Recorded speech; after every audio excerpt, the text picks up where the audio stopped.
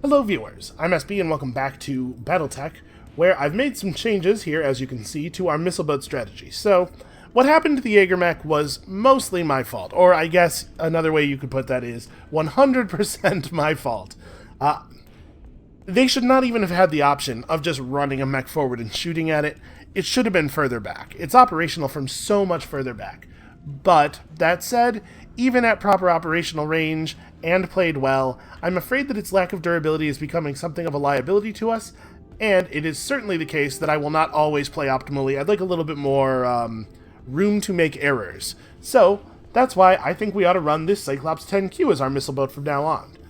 As you can see here, it runs a pretty similar loadout to the Jägermech at a much higher armor level, and structurally, it's just way more sound. The structure values on this thing are crazy.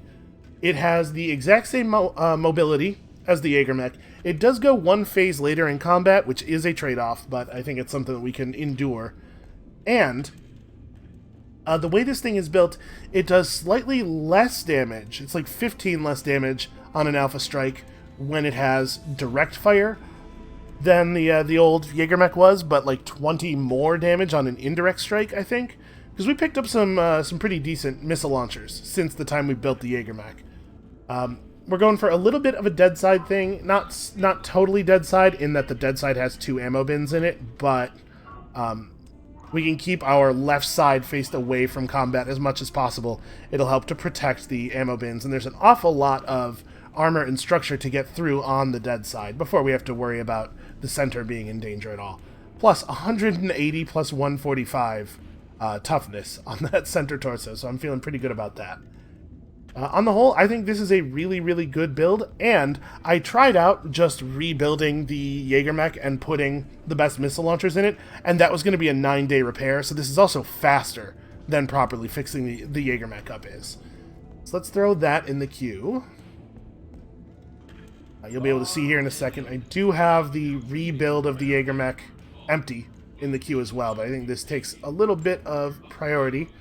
We do want to rebuild the Cyclops, but I think I'm going to leave the Grasshopper, because it is literally missing a single point of structure. I think it's okay. So, I think we're just going to sit here for 8 days. That'll get Saber back and get our new missile boats up. I'm expecting these 2 missions upcoming to be quite difficult, and I want a reasonable A-team for dealing with that.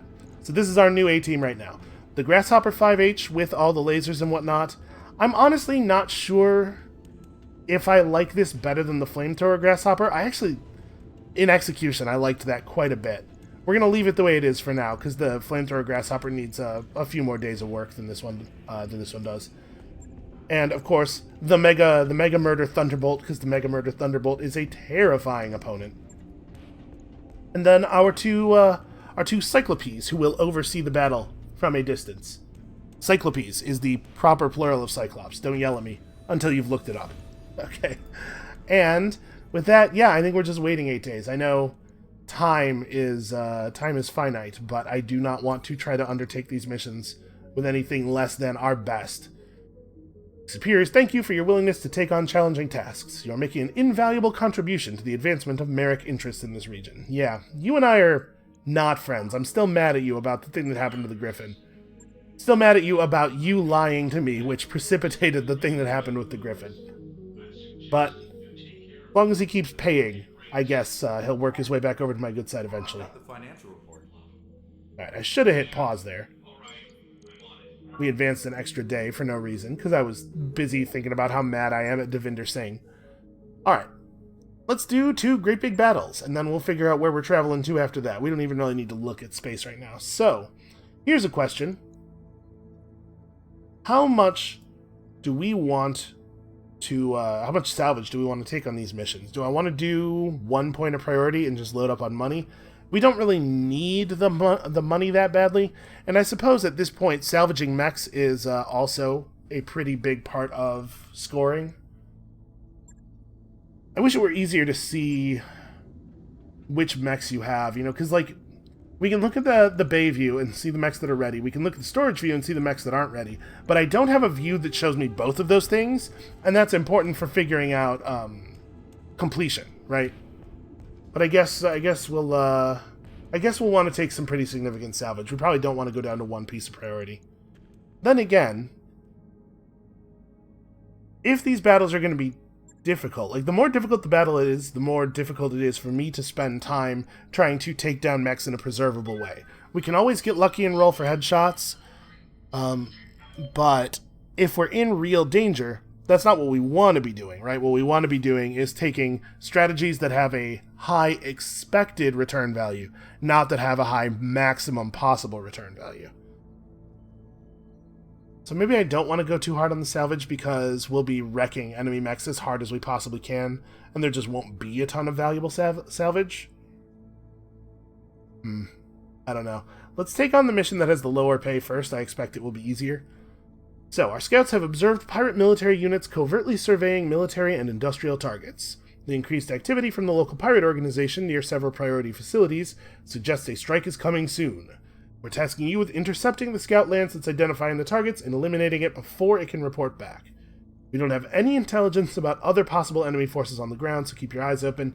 Yeah, I'm expecting this to be 2 lances worth of enemies. Ugh, alright. Depending on our losses here, depending on how hard this battle is, it may turn out to be more time and money efficient for us to just leave after this one. Like, if we get really torn up, just sitting here repairing might be less good than getting in the air and repairing on the way to a new batch of missions, especially if they're not going to all be as difficult as this. Alright, so we're talking about a difference of roughly 200,000 C-bills between 1.5 and 2.8 salvage. We go up to 2.11. 3 is not until here. We might run into some, like, really useful stuff. I'm going to go 2.8, I think. There are a few mechs that we only have one piece of that I would love to complete if that is a possibility. Alright, so we're going to bring... What are we going to bring? We're expecting this to be tough. We should go as hard as we can here. So probably that means Razor, Rocket, Saber, and Reckless. Could bring Hellebore in over one of them. Alright, let's think about this. So Reckless probably wants to be piloting the Cyclops. Her Breaching Shot is a good combo with the LRM launchers in some ways. It's a little awkward. Maybe we want to swap these two. Because what I'm thinking here is that while the LRM-15 with the +2 damage on it is our most damaging single-fire weapon out of these two mechs, 90 damage straight up, that damage isn't focused. We probably want Reckless on a mech with a single shot, like a single target, high damage weapon like this, in the hopes of being able to punch holes in armor that other mechs can exploit. The Cyclops, the second Cyclops, the Missile Cyclops, is really more of a damage all over, fish for crits, get stability damage kind of mech. And then Saber driving the Grasshopper, does that make sense? That's pretty good, actually. Grasshopper has a lot of guns that we don't necessarily always need to aim at the same enemy. Heat management is good.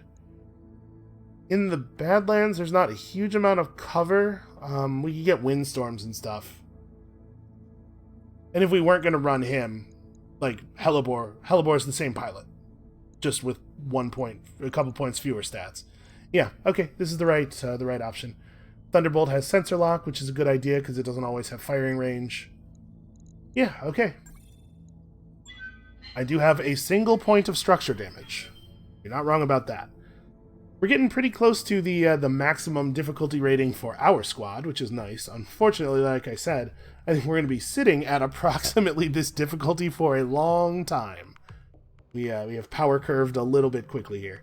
That's good, because higher skull missions generally have better rewards. Like, we're going to be making more points per mission than we would be if we had not leveled up so quickly, but also we're going to have to play a little bit more carefully because the odds of taking serious damage when fighting 4-skull enemies are certainly higher. So while we're getting more points per mission in terms of payout, we're also potentially accruing more wait time between missions. And the best way for us to mitigate that at this point is to try to have, 8 or 10 A-tier quality mechs on hand, so that if one of our mechs sustains serious damage during a battle, we can just keep doing stuff in that system with our other mechs, and then worry about all the repairs in flight. That is a sort of an overall long-term strategy view of where we're going here.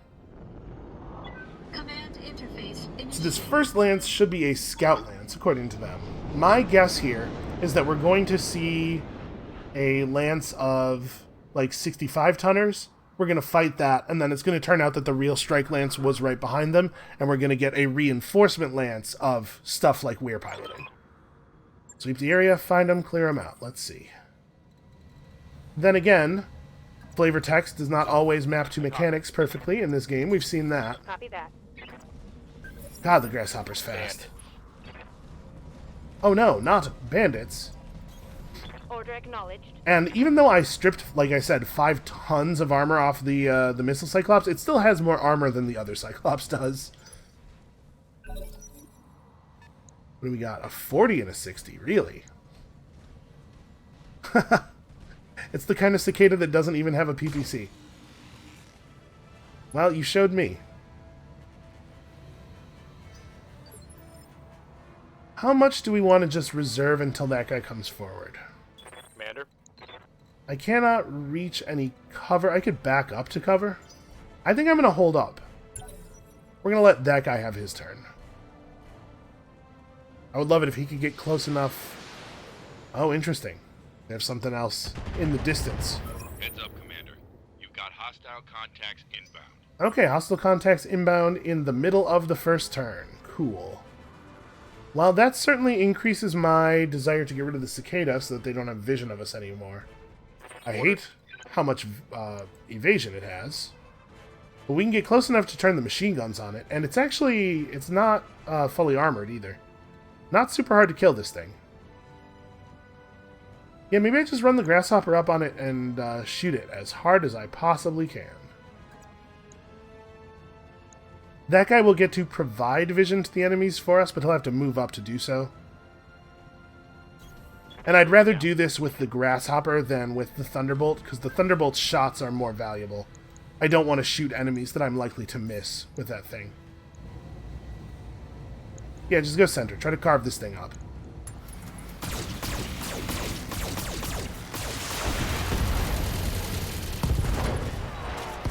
Okay. Pretty alright. Eliminated. Turns out Saber's okay at his job.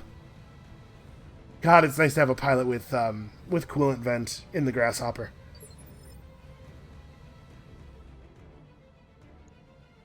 Do we just want to reserve here?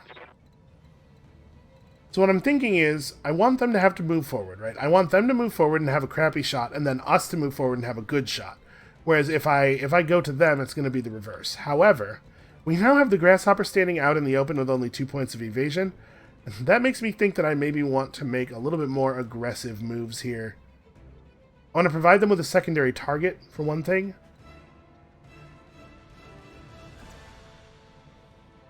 Yeah, I'm going to move Razor forward and sensor lock whatever that thing is. I like this play from both an offensive and a defensive perspective, screwing up this thing's guns. Okay, a dragon. That's a relatively dangerous enemy. It currently has no evasion, and it's not guarded or anything. So this is a really, really good time to start in on this dude. And I think we want to fire the PPC Cyclops first to try to open up a hole in it.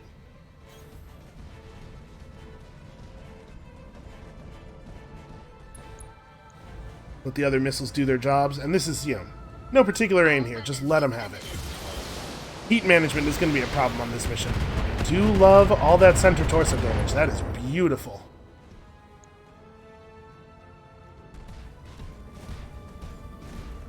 $87 center health left. You got pretty lucky there. Alright, he went and got some evasion and guarded and bulwark. Coward. I don't think it's going to be enough. And I don't think we want to shoot at anybody else. I think we want to try to finish this guy off. Even through the 40% damage reduction. I was able to mount enough LRM bays in this thing, by the way, to let us have, I think, 12 full alpha strikes. Right? 30, yeah, we shoot 50 missiles per shot. there were definitely some positive trade-offs made here. We gained some capability by moving up to a Cyclops. Now, the Alpha Strike does run a little hot. Alpha Strike's like plus 18 heat in normal circumstances, and of course we're in the Badlands, so we're not sinking quite as well as we usually do. Still, 87, there's a real chance we kill him with this. Even through the Bulwark. This mech, the Alpha Strike here is over 200 damage, but, you know, obviously it's got to focus up a little bit for that to actually work out. Reporting critical hit. Okay, well, he should be pretty easy to finish off on our next turn. Unfortunately, he is getting to... wow, we didn't hit his center almost at all, too. That's a shame. He is getting to provide vision for them for the rest of their turns. Okay, they have an autocannon Jägermech. I don't know, this is the missile one. The missile one just has some autocannon base. I'm taking heavy hits, Commander. Yeah, Grasshopper's taking a little bit of a beating. Okay. The Grasshopper needs to get into cover. Turns out I will not be able to... Wow. Well, that guy positioned himself very cunningly so that there is no cover position on the map that actually has the ability to aim at him. What an annoying thing for him to have done. This is a Thunderbolt. The Jägermech has 3 evasion somehow, but no defensive stuff at all. So we are at 56 resolve. A kill will push us up to another tier. Thing has 180 center torso health. So we probably want to just try to knock off one of the side parts, right? It only has 49 head health. So I could just go Precision Strike to the dome. We need to cool vent probably. Could go Precision Strike to the dome, and if we get lucky and hit it with 2 lasers, it just dies. We expect like 15% of our weapons to hit top. Honestly, that could happen. We could get that kill. It's not super likely. But it's not super unlikely either. Scored a critical hit. Got it down to 24, so if anybody else hits it with a medium laser in the head, it dies. That's pretty cool.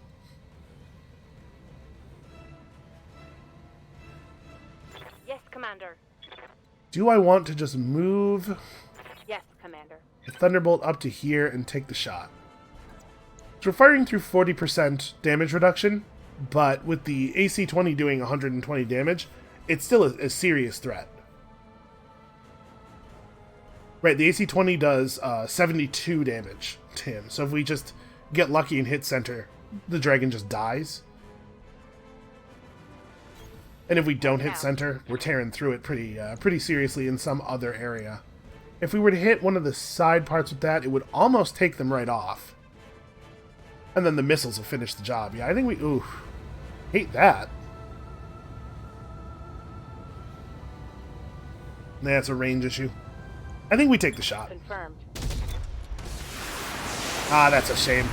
The leg is like the worst possible place for us to have hit there. I'm receiving you. We did make him unsteady, though. I'm wondering if we can maybe push him over. Confirmed. I think I'm going to try. He might just die from this, right? Well, no, I didn't do any center torso damage at all. He's not any more vulnerable than he was. We're just fighting through the 40% rather than waiting for it to come off. I don't know if that's the right play either. I like taking advantage of the fact that we are higher initiative than them, though. Okay, we got there. Mech destroyed. Now, unfortunately, we're not really in a position to take advantage of the low head health of that Jägermech.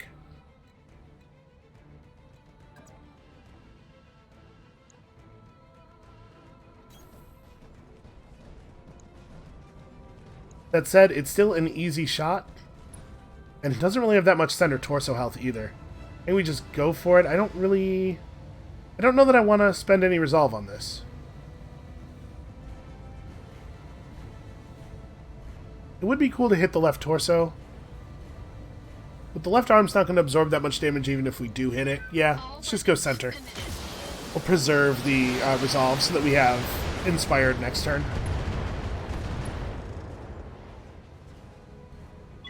Enemy mech. Critical damage detected.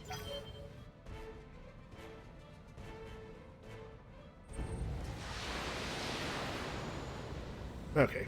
Firing on the Thunderbolt is fine with me, although the left arm is not the place I want to be taking damage, right? Minimal damage on that hit.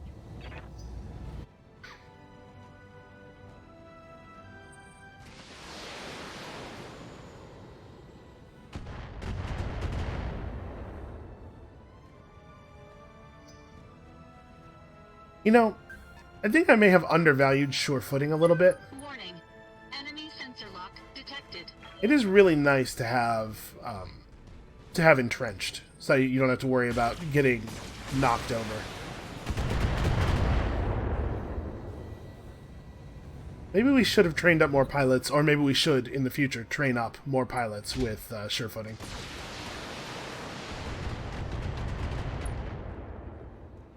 Alright, so I think at the start of our turn...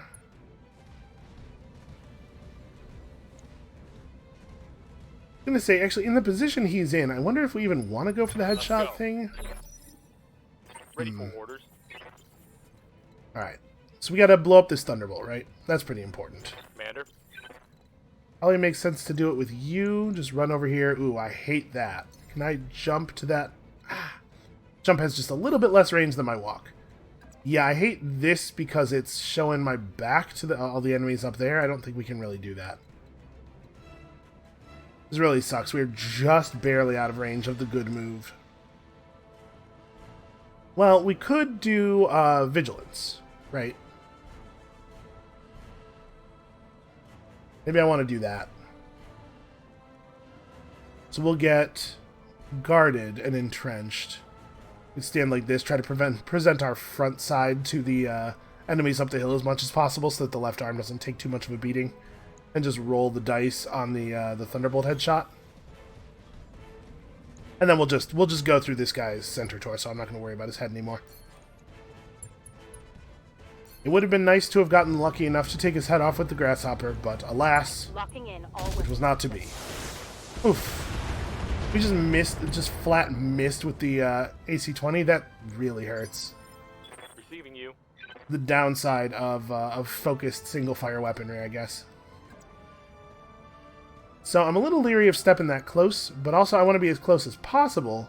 I'm a little leery, sorry, to clarify. A little leery of stepping that close to the Thunderbolt, but I want to be as close as possible to this guy, because obviously weapons are pretty short range here. Why don't we try killing him with somebody else then? What I'd really like is to hit him in the right side, or in the left side, so that we're not potentially dealing damage to his right torso. But nobody else is close enough to make that happen. Orders. I don't want to get punched by a Thunderbolt, I know that. But this might be the right... man. Hit chances are so bad, though. No, we're going to have to just Commander? power through the middle here. Well, let's get into the forest. Let's get into the trees so we can fight from here a lot more safely. We got to get this thing over here as quickly as possible, too. Man, really? Oh, he's in a mineral field. The mineral fields are super hard to see. Okay, it's this patch here. I see. Well, that's a very annoying thing for him to have done. Do I think we have a better shot of taking this guy out? He has a lot more armor, but he's also standing in the open. Because we got to get through these two as much as we can. Yeah, let's just put the hurt on this guy. He's the one who's available now.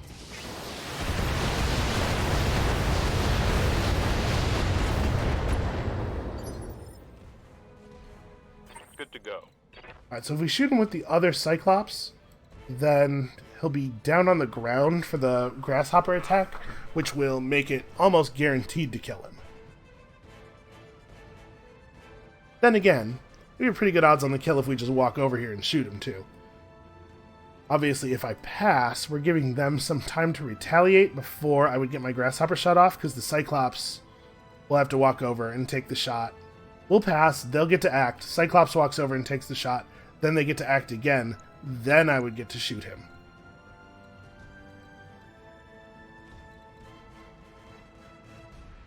And the Cyclops isn't going to get to fire the full complement of weaponry anyway. Maybe I just want to run over here and do it.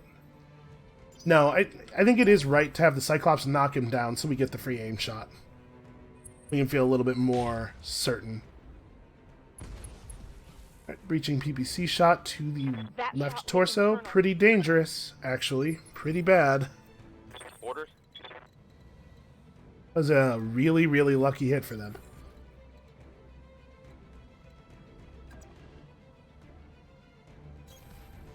It is nice to have our weakest mech on the field have 800 armor and almost 700 structure. Alright, so we're just going to give him one weapon. So I may as well just split these, right? You think the more damage on the Jaeger mech? Oh, it didn't. Okay, there we go. Engaging. A lot of these shots on the Jaeger mech are probably going to miss, but who knows? Maybe we'll get lucky and do enough damage to do something. Yeah, all right, that was something. This puts this guy on the ground, where the grasshopper will trivially finish him off.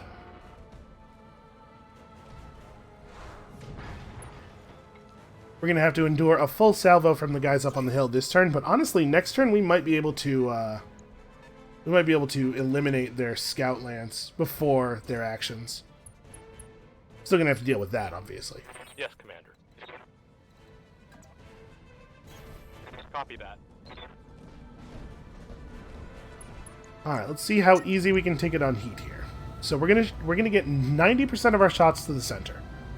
We need to deal at most 123 damage, although we might end up getting lucky and get a shortcut there from an ammo explosion. So 123 damage. Obviously, we're firing all of the machine guns, we're firing the SRM-4, we're firing the laser. Expect roughly 36 of the SRM-4's damage to hit center. Meaning that we are going to need to put another 83-ish damage into him. The machine guns altogether do 60 damage. Expect about, I don't know, let's say 50 of that to get through. Leaving us with about 2 medium lasers that need to get fired, but... or small lasers. But we'll leave an extra one on above that estimate. The 4 lasers. 4 lasers is even maybe overkill, but yeah, I feel comfortable with this. Locked on. Unfortunately, that's exactly the amount of heat we sink, so... And we did get the ammo explosion. I'm not sure exactly how much damage we did before that happened. Some of this fire was unnecessary. Alright, so like I said, we're just going to have to endure here. Oh, this will be the last turn they get to shoot at us without exposing anything. That Jaeger mech is going down.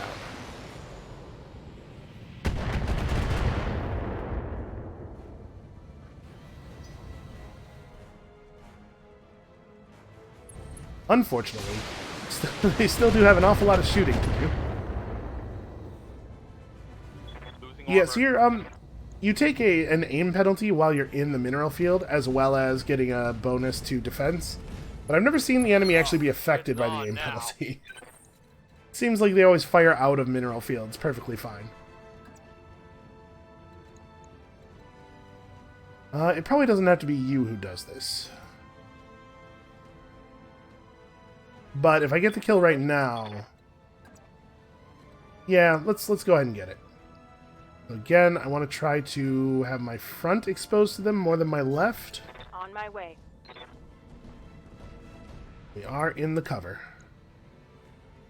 And I'm not allowed to shoot him, for some reason. Despite the fact that we, like, very clearly... I mean, the line was red, right? When I clicked? Okay, that's extremely bad.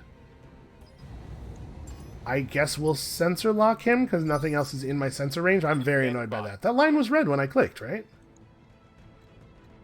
Alright, so he's still in the mineral field, but he is closer to us now. He's not in the mineral field and also outside of my actual weapons range. So So if we were to focus center...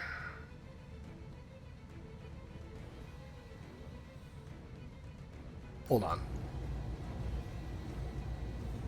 I hate this. I hate that thing that happens when it doesn't... There we go. When it doesn't actually show you your weapon percentages. Okay, so we can fire this many weapons.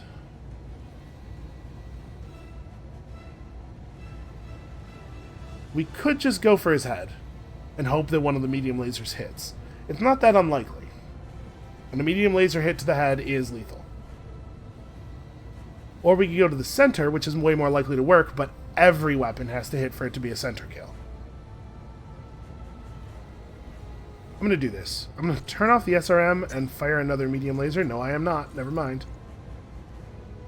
Target confirmed. Okay. Hostile removed. Right, that gives us a little bit of breathing time. So we can sensor lock with one of our mechs, or with one of our Cyclopes to buy the other one shooting time. But I think what I'm going to do here is just reserve and make them come down to us a little bit. I actually want to get this Cyclops into the cover as quickly as possible.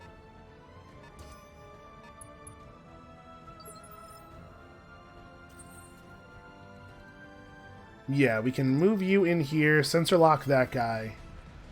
She doesn't have bulwark, but obviously cover is still valuable. Sensor lock on target. It is only 60 tons, and it's not fully armored. Interesting. Or Thunderbolt is going to eat an awful lot of fire here. Reporting. Minimal damage. Commander? I think we want to move the Cyclops up. Actually, I want to present it as a target, if we can. I'm going to let them know they could shoot at this if they wanted to. And we're not going to be able to fire everything here. So I think I want to go for the plus damage missile launchers rather than the plus stability damage missile launchers. Maybe. Could I get this thing killed? Or could I get this thing knocked down? It doesn't have entrenched. And given that we're firing at it while it's in a pretty healthy state, we're not likely to get a lot of penetration. Yeah, let's go ahead. So, in case I didn't talk about this explicitly, but 2 of our missile launchers are plus 2 damage, and the others are plus 2 stability damage, plus 50% crit. Affirmative. So let's go for the stability missiles on this one. See how much... Okay, we got him unsteady. So we will be able to knock him over on our turn. Our next turn. Oof. I might have to bounce the Thunderbolt back a little bit. Armor We're taking internal some damage. serious hits here. Please don't hit that torso section. Ah, of course it did. Okay, well, I lost Thunderbolt. Thunderbolt is now a sensor lock bot for the rest of the Waiting for battle. orders. Yes, Commander. We still have the SRMs, but it's harder to take advantage of them. We do have an AC-20 that's almost as good as the one we just lost. That was not, like... It's a shame. It's not a huge material loss. But yeah, I think we'll just back up here. I want to back up in such a way that I can present my right side a little bit. You know what? This is fine. Got it. We'll just back up and get the sensor lock here. Let our other mechs get through this guy. Got a lock. Yes, Commander. Alright, so I think we want to have that same Cyclops fire that same weapon load. Yeah, we'll do way more than enough stability damage to knock him down, and then the other Cyclops can take a more focused approach to actually trying to remove pieces of him.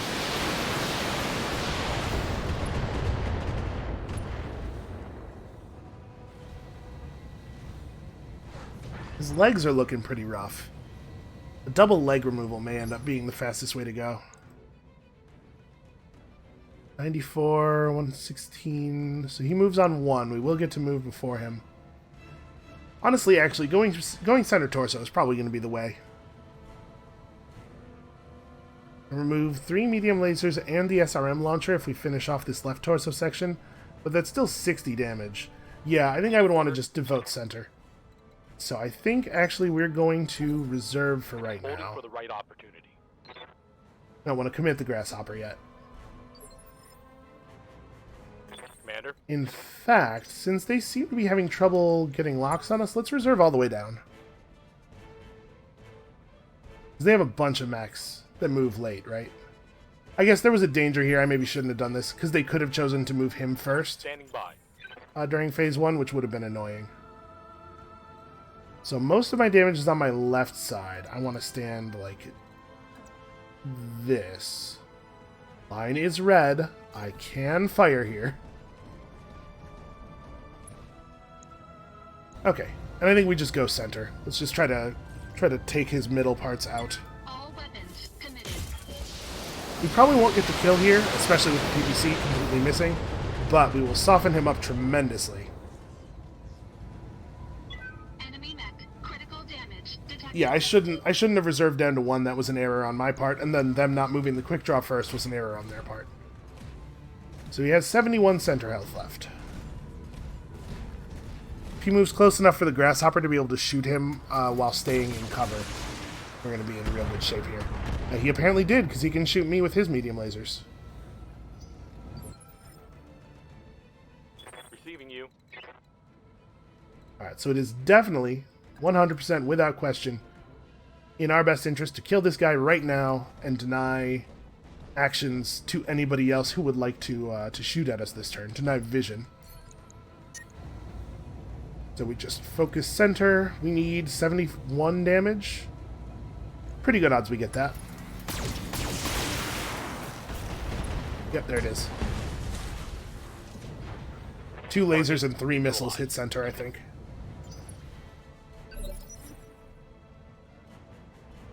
Alright, so... we don't even have any sensor pings. I'm definitely reserving. Let's make them come forward a little bit. If they want sensor locks, they gotta move into sensor range for them. We don't know for sure that they have sensor lock left either, because we know that we know that the quick draw was the one that we saw use sensor lock. They might not have any more. I'm gonna reserve down again.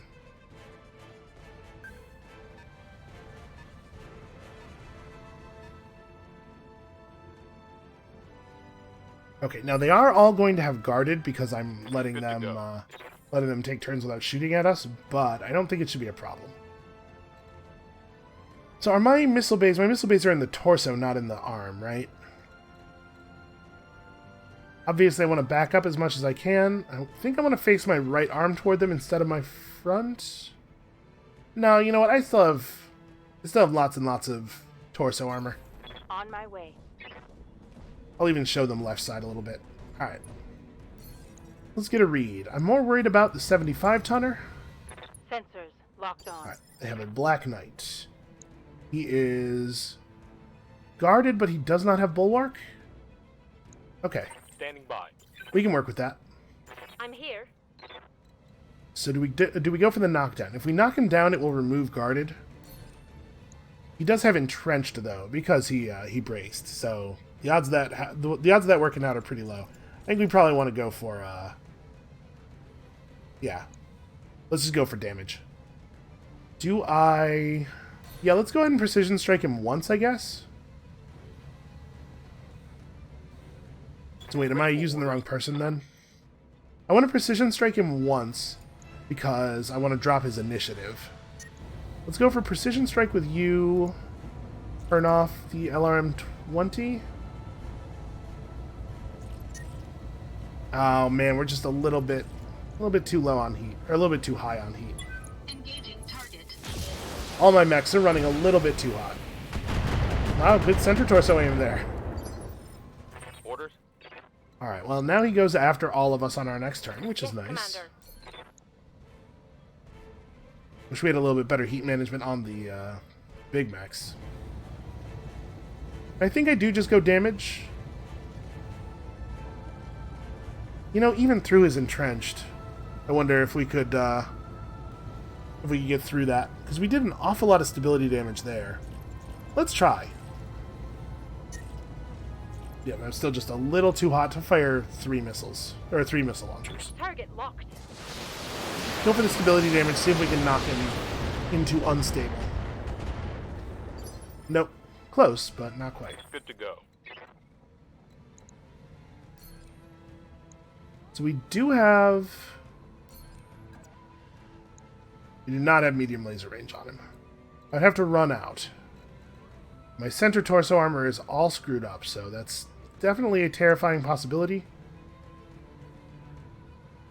But if I do this now... We have... I get to fire everything because we have Cool Infant this turn. Yeah, I'm going to go for it. Because we'll be able to move back into cover before they get to shoot. So I have that option if I want it. Definitely vent your coolant. And then... Let's have at it with everything we can have at it with. Dead center. Let's try to tear this thing apart. Okay, that's a fair number of center hits. Hit him hard. Commander? Didn't really take a lot of structural damage here. Waiting for orders. We could definitely unsteady him if I want. We probably want to move the grasshopper back to cover before our turn, before we pass into 2. We can make him unsteady, but I don't think unsteady will cause him to lose entrenched or anything. Yeah, it would have been really nice if we had gotten it. I could still get it for the purpose of removing his ability to sprint. Try to make it so if he wants to have good mobility, he has to jump. Because I think there's some version of this, right, where I don't get the unsteady on him. Well, you know what? Never mind. I'm being silly. These missiles do not have bonus stability damage, but they will still do enough stability damage to unsteady him, I think. Oh, and we're just barely able to fire 3 launchers this turn. Well, if I'm firing that much damage, let's precision strike it and see if we can get him. Engaging target. Yeah, even the low stability missiles are still going to do enough stability damage. Okay. Turns out it wasn't an issue anyway, we just had the kill, and that puts us back up above inspiration level. Receiving you. Ready for orders. So, I can't get a missile launch. We can sensor lock this guy just to remove some evasion and screw with his weapons. I think we're doing that. Waiting for orders. Grasshopper needs to get back into cover. Probably does not fire this turn. We'll present side armor and just brace, I think. And this will make it so they don't have vision of us anymore, I believe. So they're going to have to move forward to fire.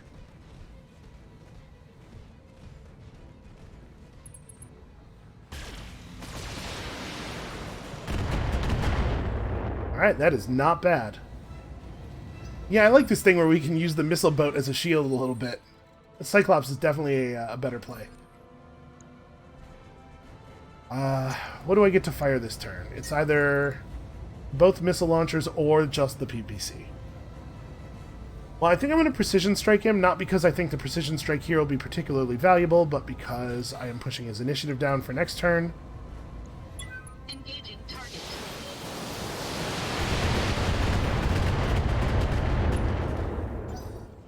If we do get through his center, there's always the chance that every shot to his center torso, once he is open, has a chance of immediately killing him.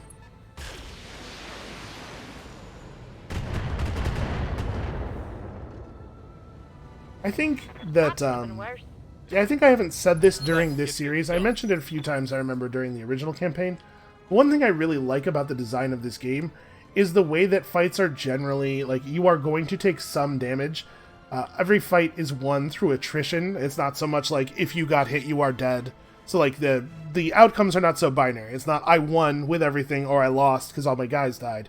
It's different degrees of winning and losing. Like this thing where we lost our autocannon, and we can fix it, but it's going to take a few days. So then we're like, do I want to hang out on this planet for a few days more, or do I want to try to take the mission on without the autocannon, just send some other mech in the Thunderbolt's place? There's a lot of interesting strategic concerns that arise from that. Alright, we're able to just barely front arc fire here. I'm hoping that we can pierce through his center. He has no damage reductions. I can't activate or deactivate my weapons if you don't let me know what's firing. Here we go. Okay. So we do get to fire quite a bit. 82 center. We need 2 shots to pierce, and then everything that hits after that has a chance of blowing the whole mech up. Engaging with target. It'd be pretty cool if we manage to get this. This would be very helpful. Actually, we might just damage him all the way out. We did not damage him all the way out, but the ammo did explode. Sorry. There it goes. There's the explosion. We've done a good job here of managing their access to vision. And you, in your current position, can sensor lock, is that right? Yep, just on the edge of our range. Okay, another one of these things. Boy, they really love this design. Standing by. I'm not as big on it as they are. I think they may have made some errors here. Well, we're definitely going for a damage-focused strike. Copy that, Commander. See if we can't get into that center torso.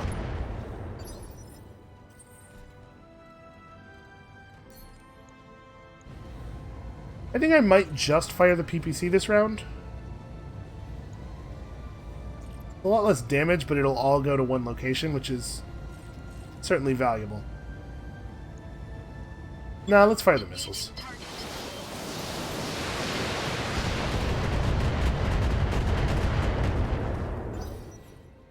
The odds of the PPC veering off and hitting a leg or something are high enough that I'm not super excited about doing that. Okay, and he is side arc firing. We have managed to manage his access to our center armor a little bit. Show 'em what you've got. Receiving you. Alright, well, we can strip that point of evasion pretty easily. And this guy's screwed. Yes, Commander.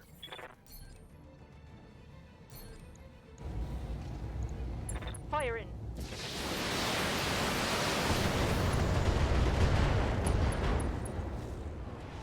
Yeah, a big benefit of using missile weapons is that each missile, I believe, has a chance of critting.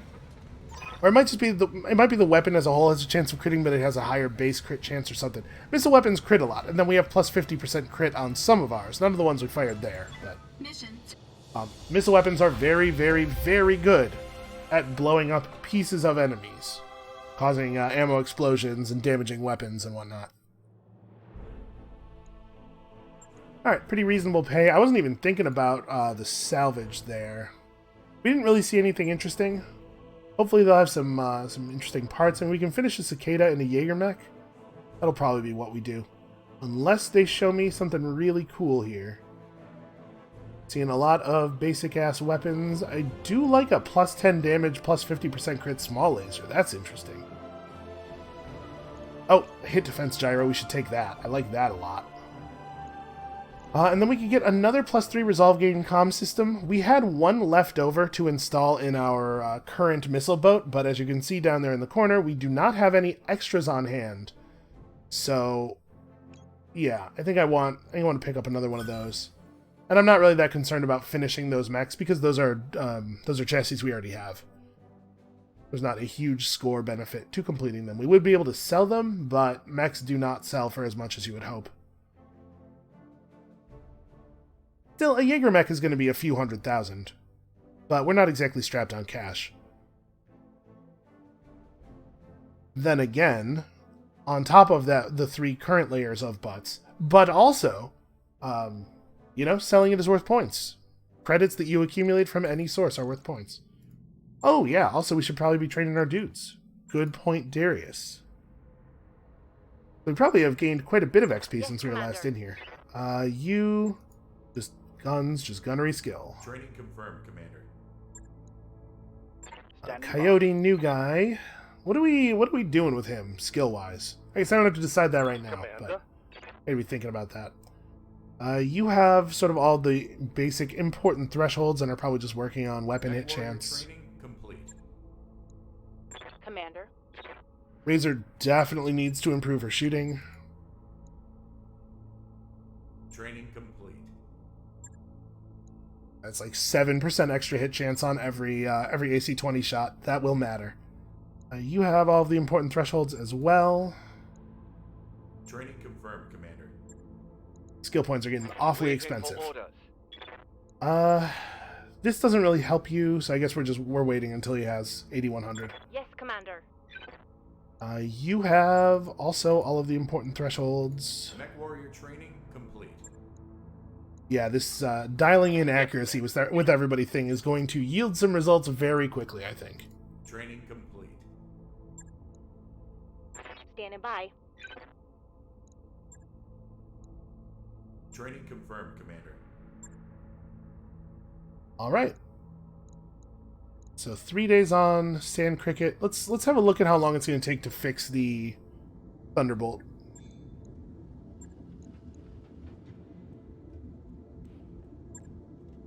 What I really needed to do was get my whole body turned away from the enemies, but unfortunately, all of the enemy lance came in from our left side. So in order to turn my right side to those reinforcements, I would have to have shown my back instead of my firing parts to the enemies that we had that we were actually trying to kill.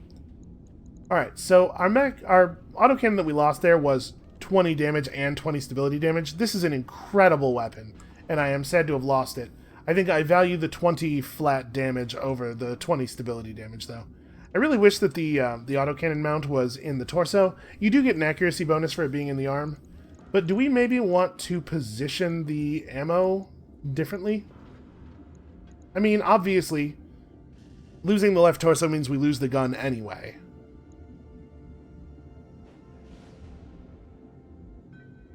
We could maybe move the ammo into the legs? In theory, we might use this mech to DFA people, though. Makes me a little bit nervous about having the ammo in the legs. I mean, I guess that just means that we would not be able to DFA if the legs took a certain amount of damage. This DFA is for 160, so it does 80 damage to each leg. You know what? I actually like that quite a bit. We're gonna move the ammo like this. The jump jets to the center. That's a 6-day repair.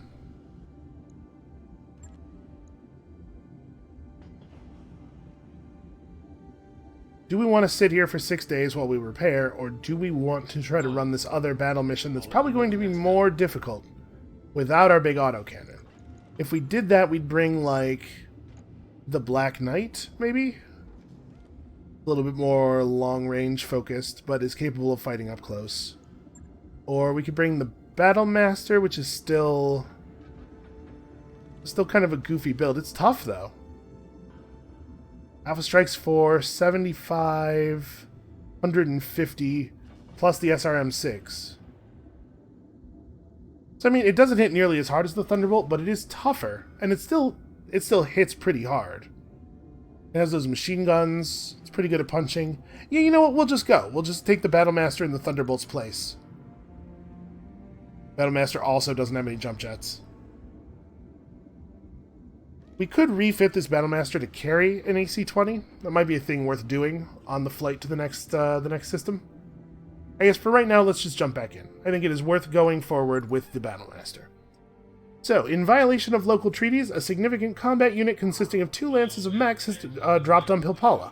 Your task is to assault and dislodge this Capellan force. You will send a definitive message. Unsanctioned military operations on Pilpala will be eliminated with extreme prejudice. Okay. This is the same difficulty as that last one. So 2 heavily armed lances might be similar to the last 2 heavily armed lances we fought. I'm confident that we can win, if that's the case. Where's my Free Worlds League rep? Where are we going to end up here? Plus 10? Going to take us up to 87. I may have miscalculated somewhere. We might have been able to get to 100 on this system. Oh, you know what? I think my conclusion was that we could get to 100 on the system, but doing so would cost us too much in terms of rewards. Because we know there are other Merrick worlds, of course. We can still get rep with them after this. Alright, hard contact. I love money, and I also love salvage. I think we'll leave it 210. If we go down here, yeah, it's down to 1. Yeah, I think this is fine. So we just run the same crew, but with the Battlemaster in this space. Heat efficiency on the Battlemaster is terrible. It is worth noting that we are in the jungle this time instead of the Badlands, so that will help. With the Battlemaster being a little bit more of a multi-weapon shooter and also having a PPC, do I want to swap Hellebore in for Razor? Or maybe even switch Razor and Saber. I think I want to switch Razor and Saber. I want to have the extra sensor lock so we can take advantage of our long-range mechs. But I want the sensor lock to be on the mech that has the fewest long-range weapons. Yeah, we still have bulwark, we still have heat management. Okay. Let's do it. We do in fact have 1 point of internal structure damage. Yeah, I'm feeling pretty good about our new missile boat. Pretty good. Oh wow, I didn't realize that I'd been recording for so long. Maybe I shouldn't have started another mission. Then again, a video with only 1 mission in it. What's that? What kind of noise would that be? Think of how long it would take us to get through this series if I was doing 1 battle per video. But I suppose let's try to send this definitive message relatively quickly.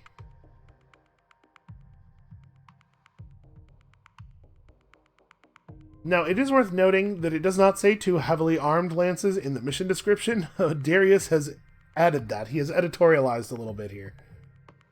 Maybe he's overestimating the difficulty of the job. Maybe this isn't really a force call. Command interface initiated. Oh my god, and there's water and everything. Yeah, this is going to be good. We are expecting heavy resistance. Don't take this lightly. Darius suggests, hey, this might not be a good time to screw around. Roger that. Alright, do we want to keep a Cyclops like all the way back here? Probably not. And we don't need direct fire. Like, part of me was thinking, yeah, this is a nice raised position, but we don't actually need direct fire with our rocket Cyclops. I should come up with names for them. If we're gonna run 2 of the same mech, they need identifiers. Look up famous Cyclopes in fiction. Commander. I mean, nothing for it but to move toward the road, I think. Heading out. Bandit. So we might want the missile Cyclops to just stay back in the water. Seeing a 45 and a 40. All right, this has my hopes up a little bit.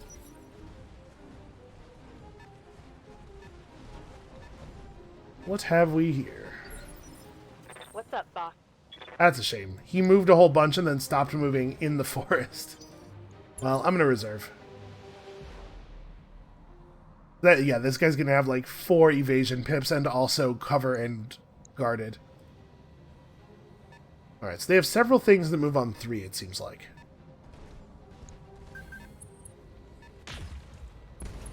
Okay, and the cicada took a shot at us instead of just stopping. Barely hit, Commander. Weird that he can see me without me being able to see him. But that means he does not have guarded. And if I had a pilot with bulwark, I don't know that he would be in my cicada. I'm just saying that that cicada may only be on 20% damage reduction, which is to say it may be very guttable right now. What I'd really like is to get into a position where I can see both of these guys and try to work out exactly what the plan is. Jumping. In a sort of a long-term sense. Alright, so that is a Hatchet Man. Okay.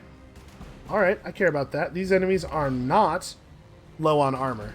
But this Hatchet Man does only have 30 armor on its head, even though it's at full armor. That's weird. And he does have Bulwark, in addition to Guarded and Cover. So he's currently at 60% damage reduction. We've also picked up a 65-ton. No big surprise there. The Cicada is at just Cover. So I think I might just sensor lock for right now. That's a lot of evasion. We could go for the shots, but we're going to generate a lot of heat without scoring a lot of hits that way. If I went for the precision strike on it, 60s and 80s, huh? Not quite close enough for the small weapons. With him having 61 head health, we would have to get 3 headshots to kill him, so that's not going to happen. We could just try to go center. He doesn't have a lot of center health. Yeah, you know what? Let's do this. Engaging with target.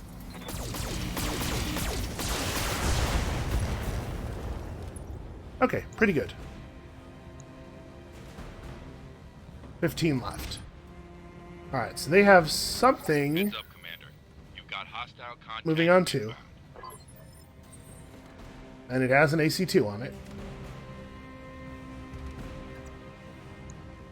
Really hoping that hostile contacts inbound thing could wait until later. Alright, so I think I want to have one of the other mechs I'm receiving you. sensor lock the cicada before we shoot at it anymore, probably. It's a real pain in the ass. Let's do it with the direct fire Cyclops.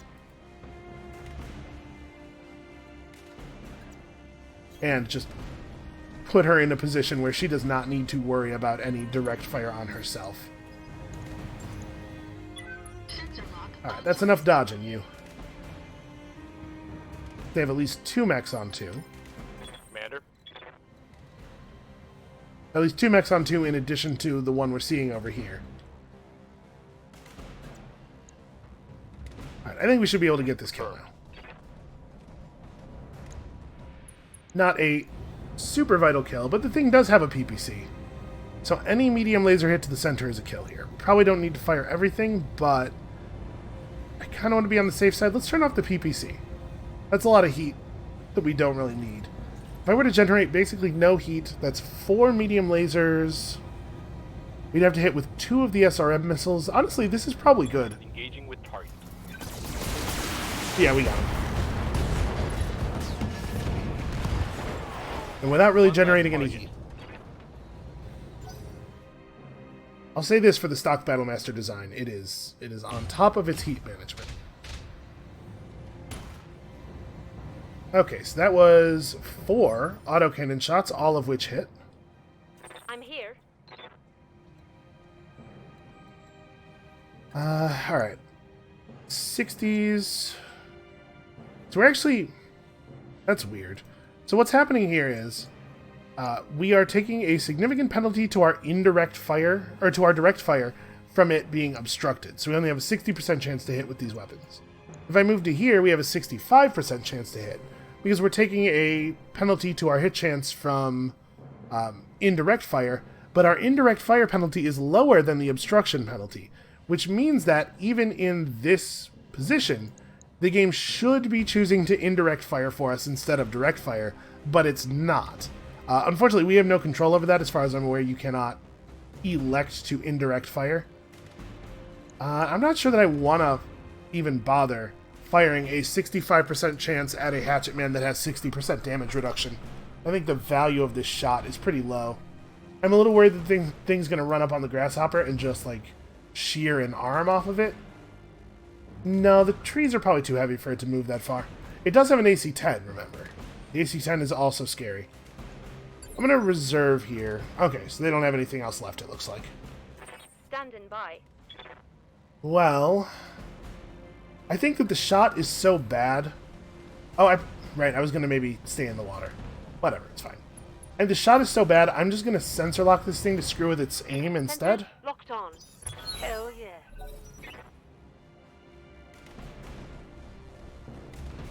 Interesting. Huh. It just backed off. Good to go. Well, that's definitely not what I was expecting it to do.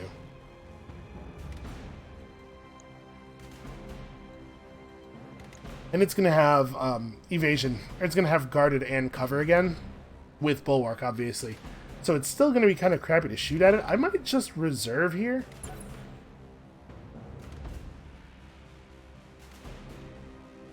Because I don't want to move forward, have a crappy shot on this thing, and then have them like have vision on me and be able to shoot me from long range a ton. They want to fight me, they got to show me something. Roger that. Standing by. That guy might be out of cover. We might be able to, here on 1, move forward, get vision of him, and blow him up. Yeah, and this is there. I'm assuming autocannon Jägermech, which is now standing in the open.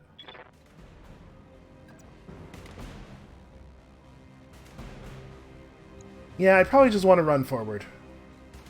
Alright, so of my 2 arms, I guess I'd rather show them my right. But also, I do want to keep this guy in firing arc. Yeah, Position confirmed. Let's step up and see what we're working with here. I think that Jaegermech is just in the open, and yes, the Thunderbolt is also in the open. And this one is running the LRM Ammo Center Gambit. Certainly, you know, a choice you're allowed to make. So who do I want to try to core first? I actually think the Jaegermech is more dangerous.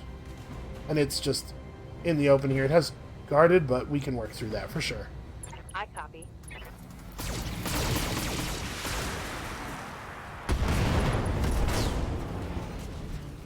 Yep, missile launcher hit center and immediately blew up that ammo bin. That's lovely. We have 36. Okay, cool. So we could do another precision strike if we wanted. All right, so I can't get a shot on the Thunderbolt while staying in cover. Hold on. We can figure out what to do with that Battlemaster later then. Yes, Commander. Can't get a clean angle. Alright, I'm going to walk this way toward the water on this side. We certainly will not overheat just firing a full volley right now. The question is, do I want to... Yeah, I think I do. I think I do want to precision strike his center. Okay, 90% hit chance with an 82% to the center. We have to get through 150 armor before there's a chance of an ammo explosion. 10-4. And you never want to be reliant on the ammo explosion. Like, the odds are still not super high. So, count on having to go through all of the body. Yes, Commander. Still, we made real good progress on that.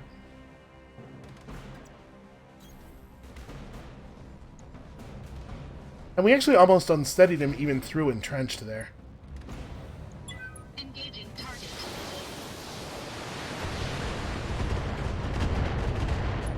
Oof. Almost exclusively hitting that arm. Leaving you.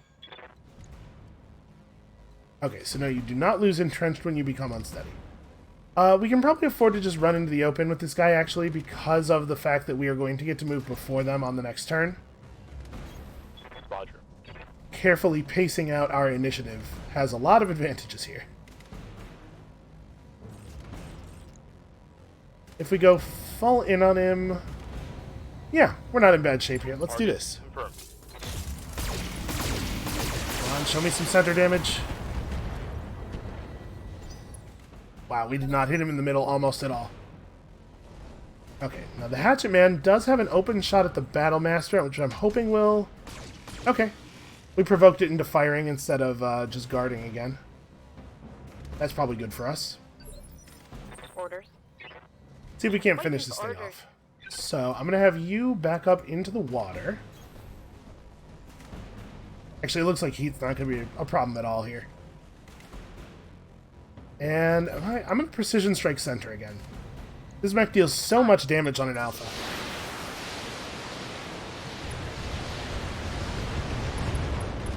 Okay, got that ammo explosion. I probably could have turned off some of the weapons there, but I figured it didn't matter in terms of ammo, and also our heat management is extremely good when we can stand in the water.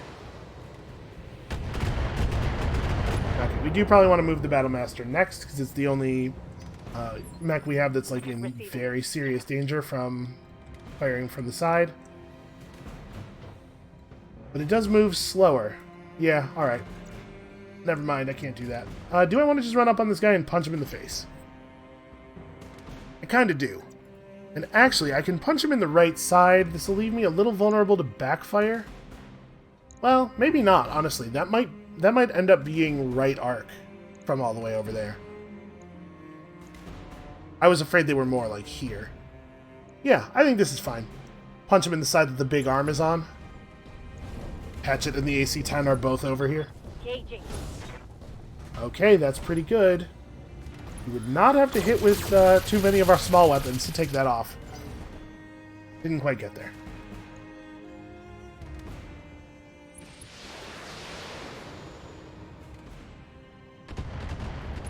I do have to be careful about my arcs. I've almost put the Cyclopses back to them.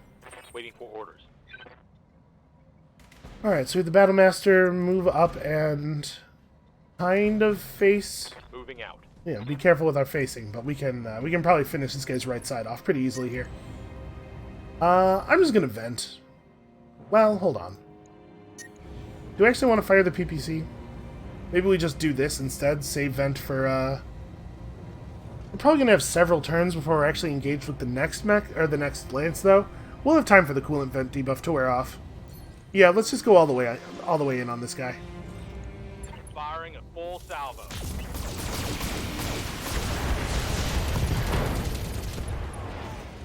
All right, pretty good. That hit something good. So he is almost completely disarmed. I think he still has, yeah, he still has a medium laser remaining.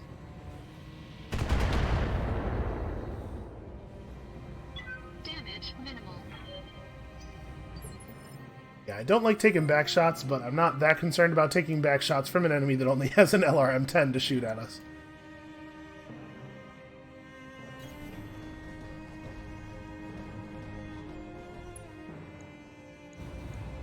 All weapons committed.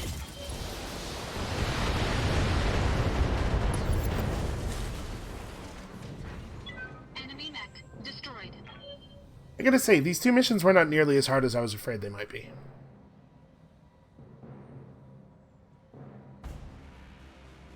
Alright, so we're gonna have some time here. We gotta figure out what is the approach.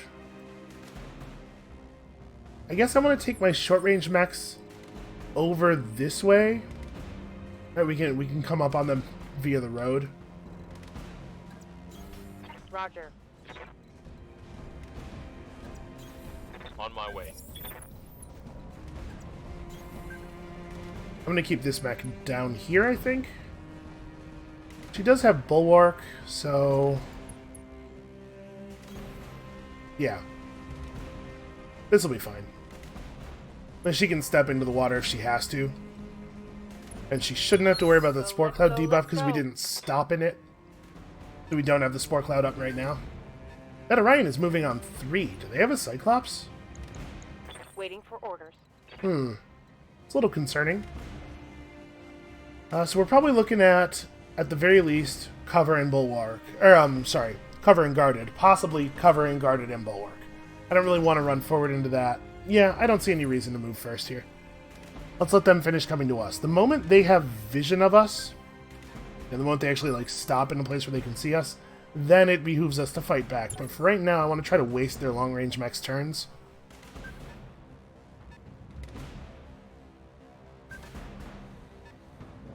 Okay, 65 and a 70 up on the ridge. Those are very clearly Ready for orders.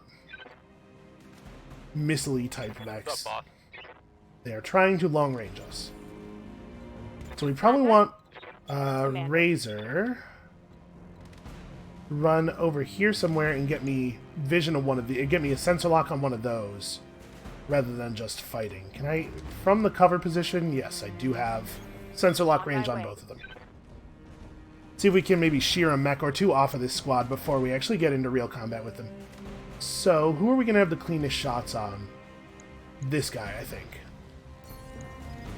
Alright, Mr. 70, what are you? Locked on. You are a grasshopper sitting in the open. LRM-5, large laser. What a bad build for a grasshopper. Why would you build a grasshopper this way?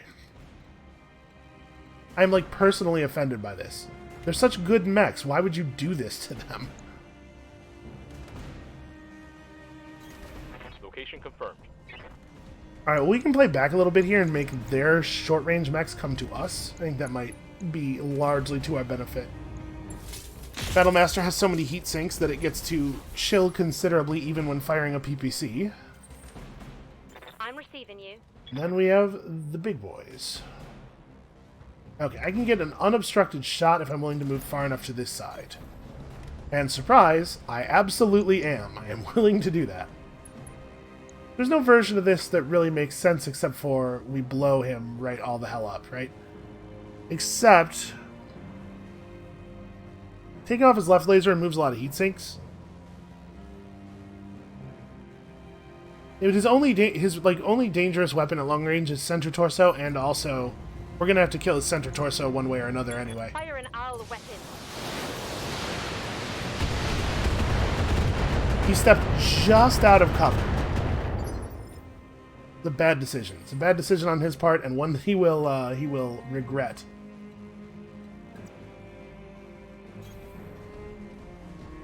Making it awkward for their close-range mechs to shoot at us.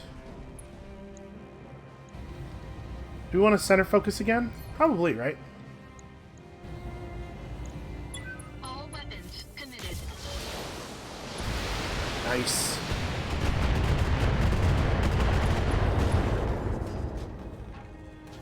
Alright, well, Enemy mech. Critical damage. not quite as much center fire damage as I would like, but we did destroy a bunch of his heat sinks. Okay, so we got that going for us. Good to go. Alright, I don't think we change anything at all. We're just going to do the exact same thing this turn. Got a sensor lock. Grasshopper's going down on the next attack, so the people who fire after that will get free calls. Standing by. So I think we want to... He's not moving until 1. I think we want to reserve here. We want the Missile Cyclops to be the beneficiary of one of those called shots. Receiving you. I think this PPC will do enough damage to knock it over. I do wish numbers were displayed along with the bar. He's entrenched. This probably won't be enough damage, will it? Engaging. No, we're gonna have to fire both of the other guys. That's fine. All weapons committed.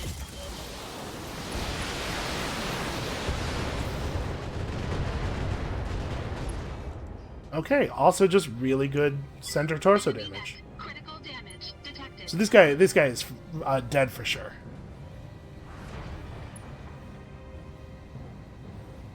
We might be able to get that Jaeger mech. As much trouble as they're having getting to us, we might be able to get the Jaeger mech as well before this turns into a real fight. Alright, so we probably don't have to fire everything here. We're hitting 90% of 95% of our projectiles to the center. We need to do 56 damage.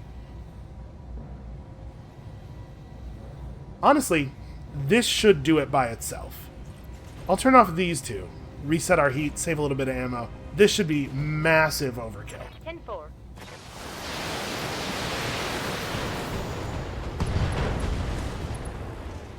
Yeah, I would expect either one of those weapons Mech to be able to destroyed. pull that off most of the time.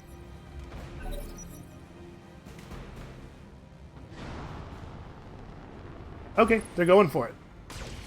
Well, the good news is we've been standing here in cover the whole time. Also, that guy just generated a ton of heat. Warning. Armor low. Does he have bulwark? He does not. Waiting He's for just covered. Of course, I mean, also he has quite a bit of evasion. How do we want to handle this? Guy just has cover, or just has guarded. I think we might ignore our new friend and just go right at this guy. Waiting for orders. Yeah, I think that's what we're gonna do. Can I get an unobstructed shot? Angle's pretty bad. He's done a good job of taking advantage of those rocks. Alright, well, we'll do like this. And I would rather have an indirect shot than a direct All right. obstructed shot. Which is weird.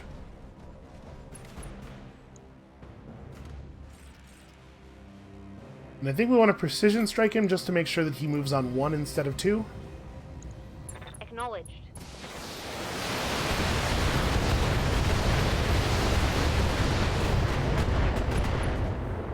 God, that's a lot of missiles.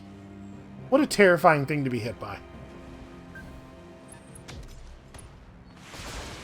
Okay, apparently that Orion can see us for direct fire. Warning. Armor breached. Let's say I'm surprised. How bad is that damage? Very tiny amount of structural damage on a body part that has nothing Ready in it. for orders. Okay, we do not have to panic. If we run you up to here, you have pretty good hit chances.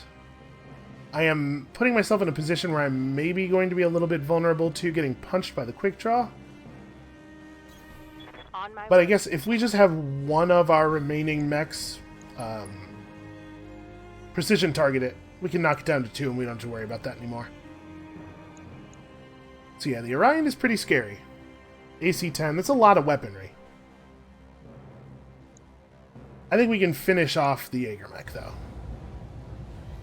Yeah, it has 9 center torso health and also ammo in the center torso.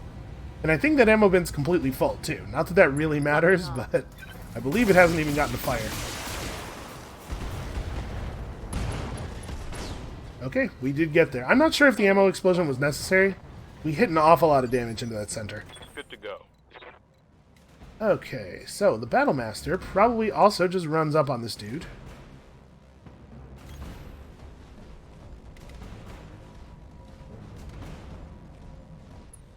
Now, it does suck that he has such a huge amount of evasion. We want to precision strike him anyway, though. We know that.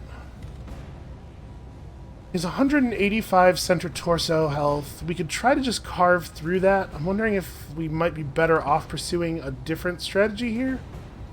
185 is not really that much armor. Battle Mine has? No, my Battlemaster is... This is a quick draw. I'm sorry. My brain is everywhere. On it. Everywhere except right here. Yeah, no. With this thing just being a quick draw. Yes, of course we try to just carve through the center. It does not have the resources to survive a focused attack to its center torso. You need to back way the hell off. Let's see, it's my right arm that's damaged, so if we do like this, should be able to avoid taking any further structural damage. Not that it matters, I guess. We're going to put this thing in for a day of repairs, no matter what at this point. All weapons committed.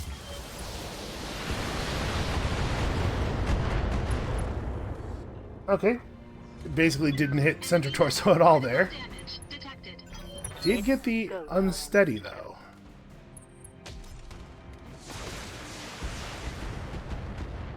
Okay. So now the question is, can we prevent the Took a hard hit there. quick draw from taking another action? I think we can. Orders. Honestly, I think we can just go full weapons fire to the center of this thing, right? Like, yeah, our heat is so under control. Do we need to? Probably not. I could probably turn some of this off. So I have to get 50 damage through? This is probably very significantly overkill. But this will return me to 0 heat, which I like.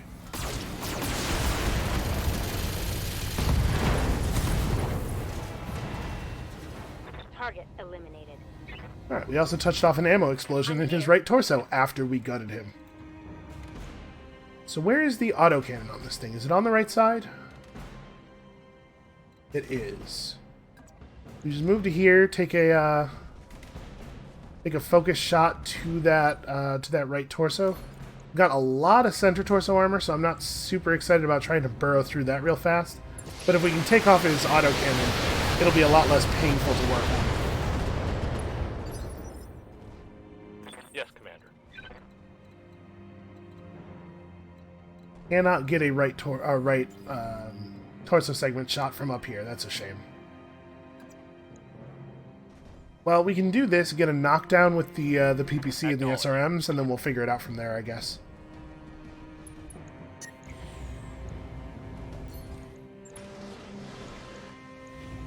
Engaging target.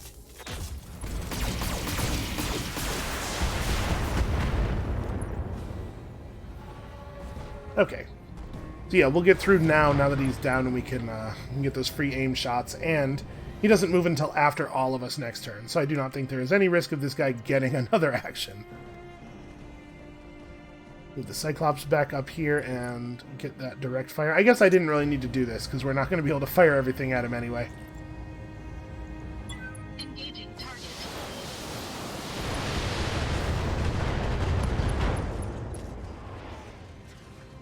Enemy mech. Critical Alright, so now even if he gets up, he is much less dangerous, and all the shots from the right go through to the center anyway. Commander? I probably want to, keep a respectful distance here.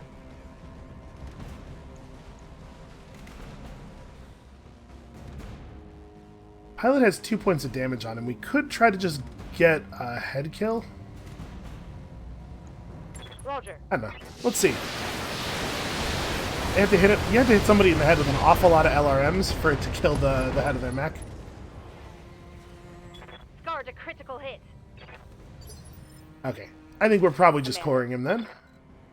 It seems like this is pretty much over. Yeah, those were not as bad as I thought they were going to be. You know, the difficulty rating system, it's a little arbitrary. Yeah, the head took a single missile shot. Let's just core him and move on. We'll take one piece of the torso. One less target. Alright, we took almost no structural damage there at all. A solid application of not very difficult tactics on that one.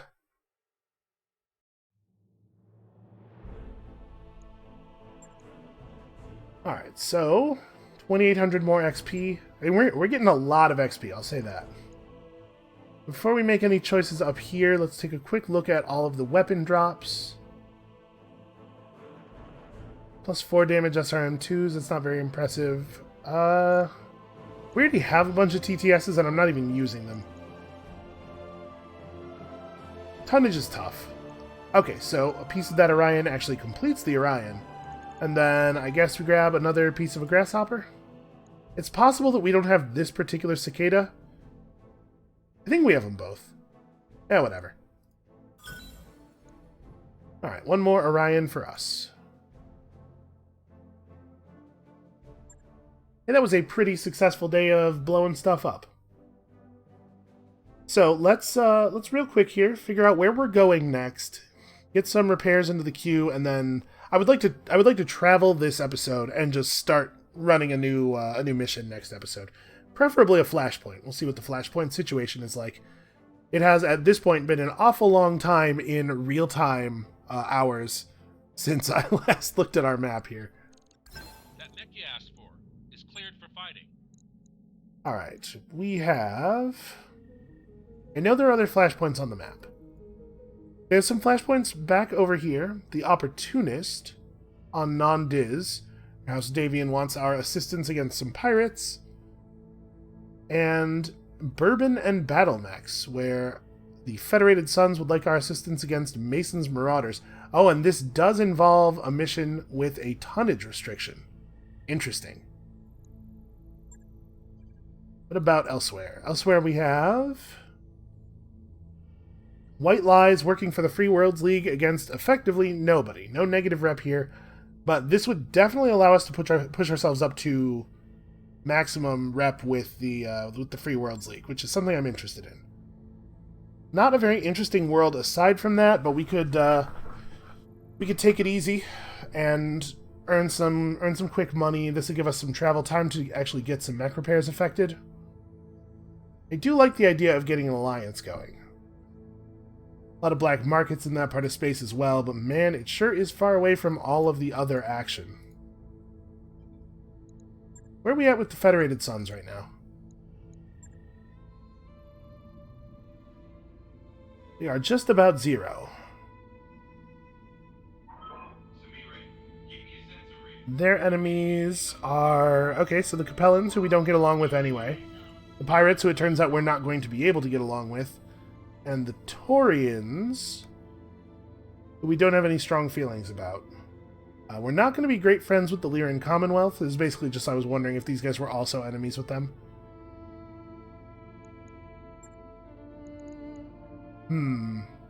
Yeah, the Federated Sons might make okay friends due to their small enemy list. Maybe we do just fly over there. That world is a 3.5 skull. I mean, there's more stuff we would be able to do there. It's also the Steiner headquarters. Major outpost for the Lyran Commonwealth. Allied mercenaries can purchase supplies from the quartermaster here. Oh, okay, so being allied with people opens up extra shops. That's pretty interesting. If we came down here, it'd be a 24-day travel, and then we're just like in the middle of nowhere doing nothing. There are some black markets nearby. Are the worlds out here? They all seem to be pretty low challenge. Yeah.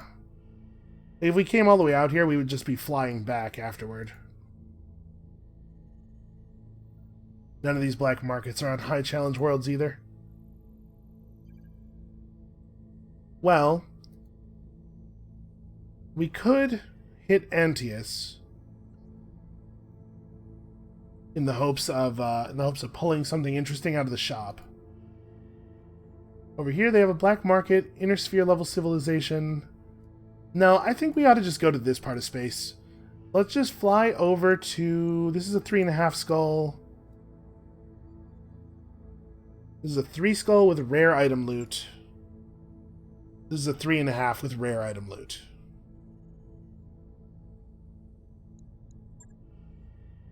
This world is a 3.5 challenge world, so we get some good missions here probably. This world is also 3.5. Doesn't really... Neither one of them have any interesting tags aside from that. Those are long travel times, too. Maybe we could, swing through Arana Restoration Space on the way up there. I have all these sea bills burning a hole in my pocket, and I'd really like to visit an actually friendly black market. A little bit less expensive in terms of time to go to Ichlangus than it is to go to Bringdem. Neither one of these worlds are going to have any missions that are interesting for us. Alright, let's go to Ichlangus. We'll swing through here and then up toward those flashpoints. So, 26 days of travel ahead of us. We currently have 18 days of rebuilds and stuff. Hold on, let me add these to the queue, because we definitely want to take advantage of the time to get those settled. Alright, let's maybe talk about this Battlemaster. That might be what we want to do, is figure out if we can improve this Battlemaster, build it all. I don't hate it, but it doesn't have a massive autocannon. That's a real downside. Because honestly, this thing seems like a pretty okay base. So strip the equipment. You get 28 tons to play with in one of these. I like that.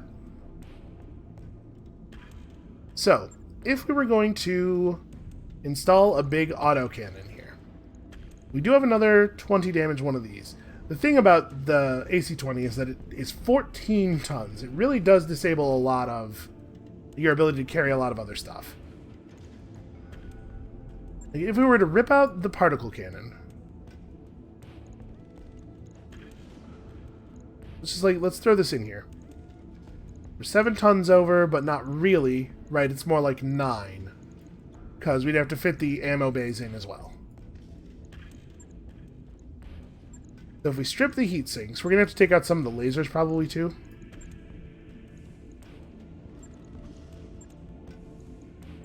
Yeah, okay. If we strip the heat sinks, we're almost there. We wouldn't be able to, like, fire this mech very often, though. Probably what ends up happening here is we take out a couple more lasers in exchange for re-adding some heat sinks. We replace the SRM pod that is currently present with a bigger one, more damaging one. We probably don't need 200 SRM ammo for a single SRM-6 launcher.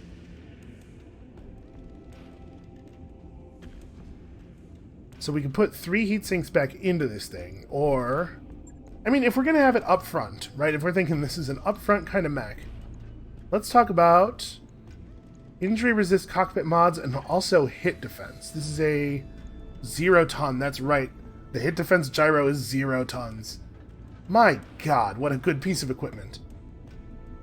So, right now we're generating 72 heat on an Alpha Strike while only sinking 30.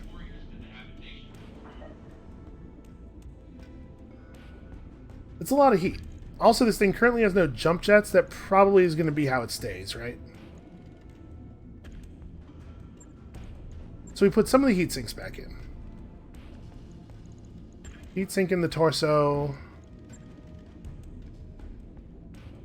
If we leave it like this, it is alpha striking for more than the Thunderbolt does. Because 3 medium lasers is 3 more damage than that other SRM pod. But obviously the downside here is that our heat generation is bananas. We could pull another medium laser for another heatsink.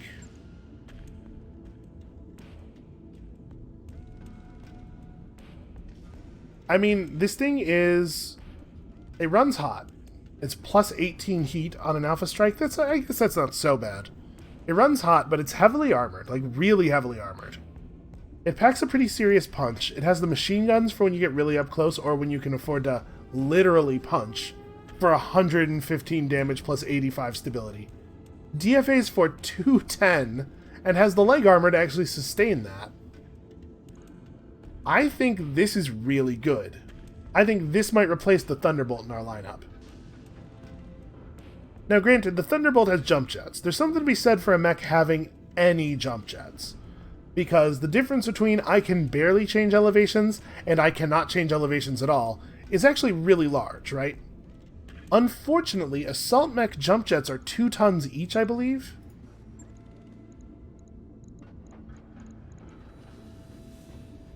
Oh, we can use a heavy... Huh. This is an Assault Mech, but it's 85 tons, so it can use a heavy jump jet. What if we made room for it to have one more jump jet in it? Like, drop a heatsink, go jump jet.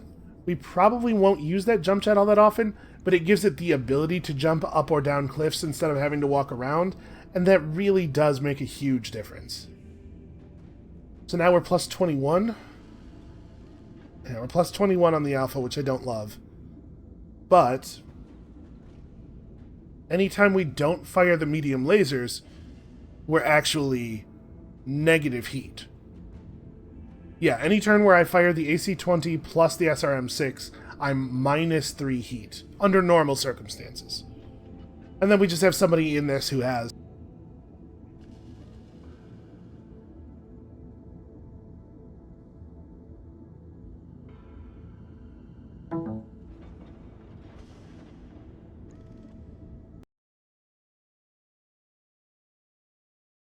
Okay, there we go. In case you were wondering what that "hey, you disconnected a device from Windows" sound was, it was my microphone coming unplugged. Anyway, what I was saying is our Alpha Strike's a little bit weaker at SRM medium laser range, but we can make it back up if we get it inside machine gun range, and the trade-off is considerable toughness. And we don't actually have to stop using the Thunderbolt. Like, now we just have 2 mechs that are this thing, right? Because we have enough autocannons to go around. Yeah, I like this a lot. So what were we trying to get to? 24 days of stuff for Yang to do? That got us there. In 5 days, we're going to gain a couple of mech tech points, so we may end up running out of work before we actually hit planetside. That's fine. Okay. Let us head out. So I think what my plan is here is... let's hit the black market. We'll look at this world. We'll end the video there. I'll do whatever crappy jobs there are on this world off camera because it's not going to be fun to watch us do skull and a half jobs. And then we'll start the next episode by traveling to one of the flashpoints and starting it up. Oh, it was 26 days of travel time. Huh, I thought the top one was 26 and the bottom one was 24. No, I'm just bad at brain. Okay, well, we should put another job in the queue anyway. So, like, we have our Hatchet Man getting properly outfitted. That'll be useful in the thing that wants us to drop a lighter lance. But I don't know exactly what it means by drop a lighter lance, so we should probably have another light mech or 2 that we're ready to bring out. Like, we could outfit the Griffin to replace the Griffin that we lost. Let's put that in the queue. And then we'll figure out what appropriate ordering is. Obviously, this stuff doesn't all have to be ready in 26 days, because we're going to have to travel from the store to the flashpoint anyway. Alright, so your deal is you have 3... You have okay armor, you have 3 laser weapon bays and 3 missile weapon bays.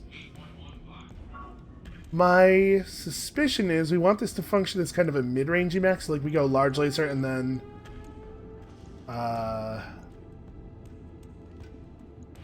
all those lasers go on that one arm, huh? Alright. We do this, and then we put some SRMs in there. We could do LRMs and have it fight at a longer range, I suppose. Well, let's try it like this. What does it look like if we do it like this?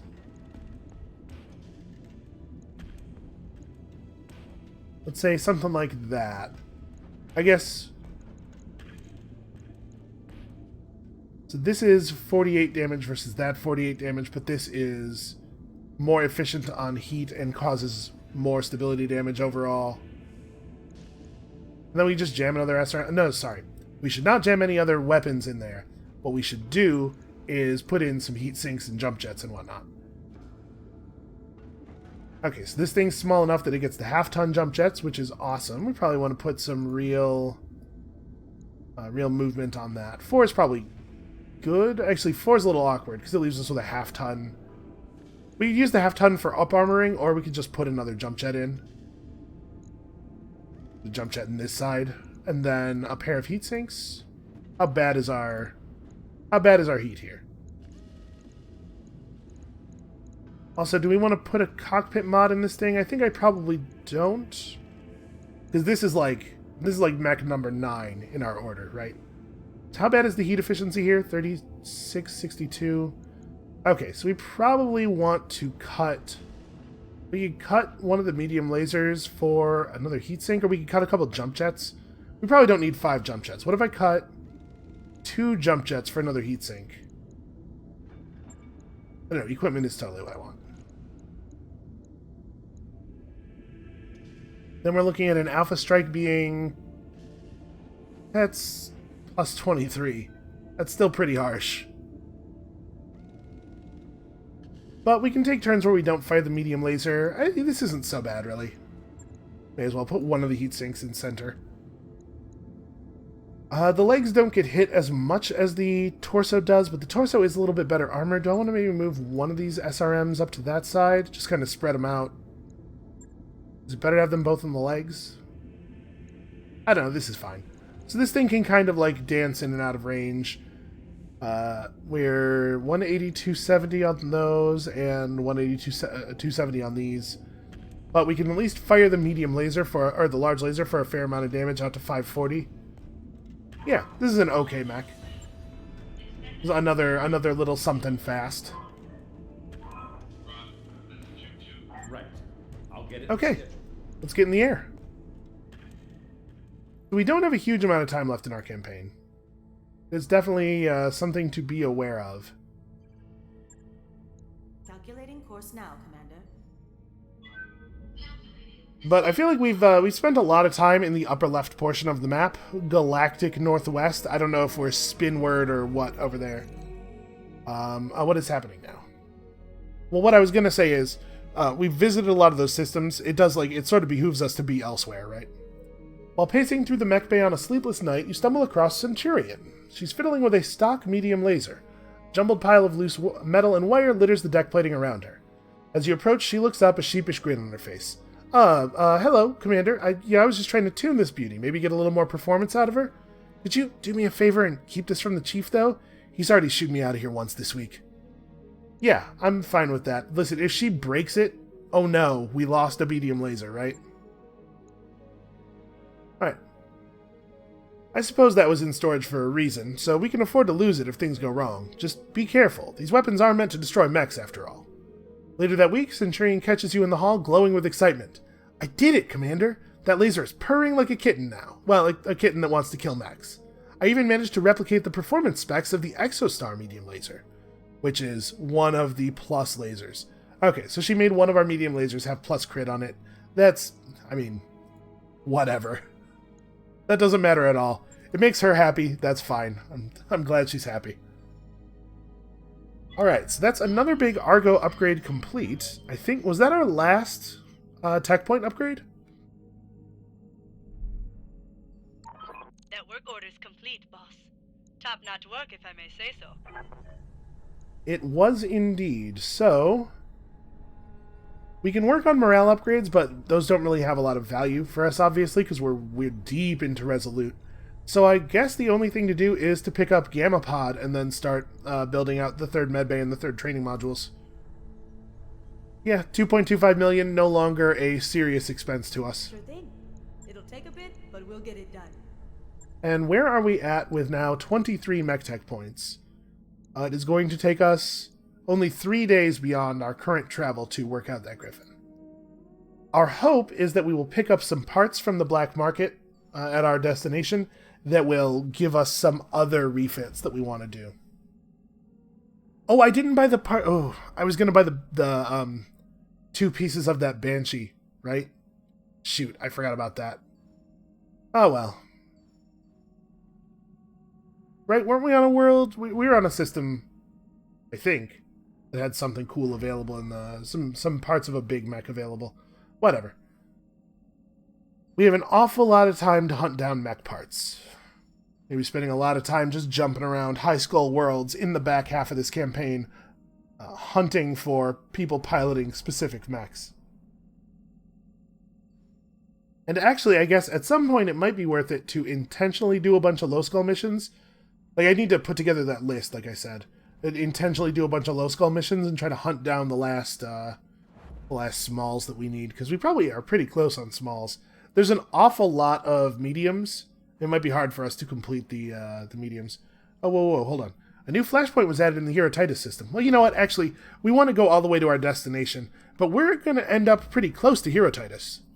That may well be a Flashpoint worth doing. Yeah, Ichlangus is just a little bit galactic north of Herotitus. Something very calming about the space voyage parts of this game. I really like these little breaks. And the music has a lot to do with it.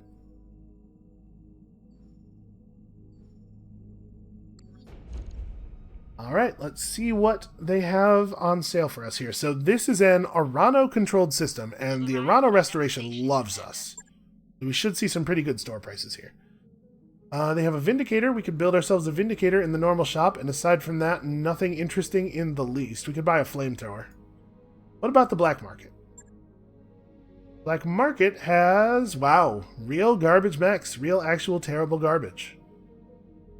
An AC5 with 20 stability damage and 4 accuracy. That's okay. Alright, that's interesting. This is like just way, way better than a pulse laser. It turns out, a large pulse laser. PPC with plus... I mean, that's a lot of stability damage. Okay, this Black Market was disappointing. We'll buy some of this stuff, but like I said, disappointing. Out of curiosity, what kind of contracts do we have available here?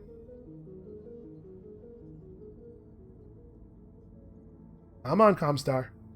Somebody kick the console, please. Technology loves percussive therapy. Something electronic's not working, you just punch it and it will start working. Okay, yeah, so a bunch of really, really easy jobs. We probably will be able to cap our Arano Restoration rep here, though. Yeah. So, hey, this trip was worth it for that. But actually, hold on. Let's jump out to the star map real quick and see what that new Flashpoint was. Isn't Herotitus... Okay, Herotitus is outside of the area I thought we were doing. The Steel Beast. A Solaris gladiator has murdered my nephew, Arjun. With your help, I will see his killer brought to justice, Commander. Make him suffer, and I'll make you rich. So, the Lyran Commonwealth. We don't get a lot of value out of gaining Lyran Commonwealth reputation if we're planning to ally with the Free Worlds League. Because when we press the Alliance button, it will cap our Lyran Commonwealth rep at 0. That said, there's a lot of money on the line in a Flashpoint. What were the rewards here? A rare mech. There is a light tonnage requirement with consecutive deployments. I mean, the tonnage requirement won't be on every mission. I mean, we might try this. It's interesting. It's an interesting idea, at least. Not a decision I have to make right now. We can think about it until tomorrow's episode. So, I think that's going to be it for us for today. Thank you all so much for watching. Come back next time when we will have conquered all of the enemies that await us on Herotitus, and we will have made a decision about our next Flashpoint. And we'll see you then.